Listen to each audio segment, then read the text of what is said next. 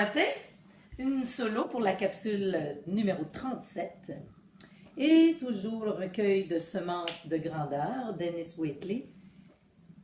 Et aujourd'hui, ce sont des semences de motivation qu'il appelle la victoire intérieure. Parce que la motivation vient évidemment de nous-mêmes, donc de l'intérieur. Elle dit justement, la grandeur d'une réalisation humaine ne peut être inspirée par des considérations qui viennent de l'extérieur.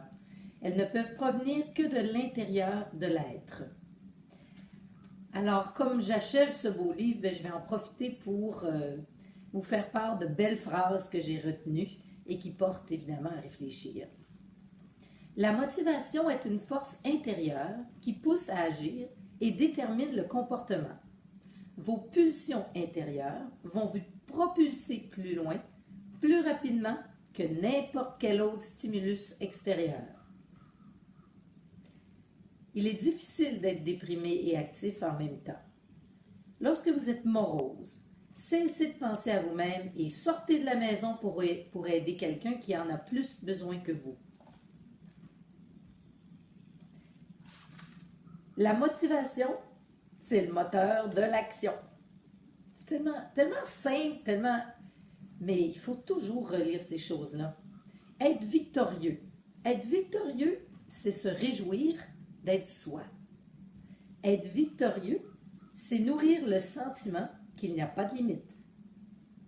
Être victorieux, c'est avant tout une attitude. C'est pas la première fois qu'on le dit, il faut ressentir de l'amour à l'intérieur de soi avant de pouvoir l'offrir à autrui.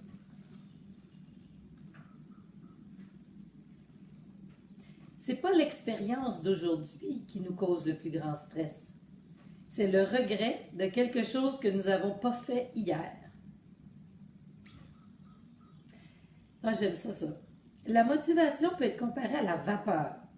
Lorsqu'elle est libérée dans l'air, elle disparaît.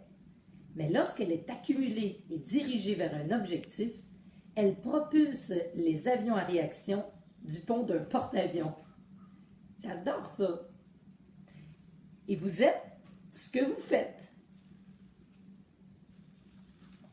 Dennis Waitley, c'est un grand poète, puis il vient nous exprimer dans ce livre-là, je l'achève, là, probablement qu'il me reste un dernier chapitre. Et encore une fois, dans un livre, on peut aller puiser toutes les expériences des autres sans avoir l'obligation de nous passer par là. Et justement, les gagnants consacrent du temps à la lecture, sachant que les livres sont des fontaines de sagesse qui vous amènent là où vous ne pouvez pas toujours vous rendre en personne et qui vous apprennent des leçons importantes que vous n'aurez pas besoin de découvrir par vos propres erreurs. Alors aujourd'hui, je vous dis bonne lecture et à demain.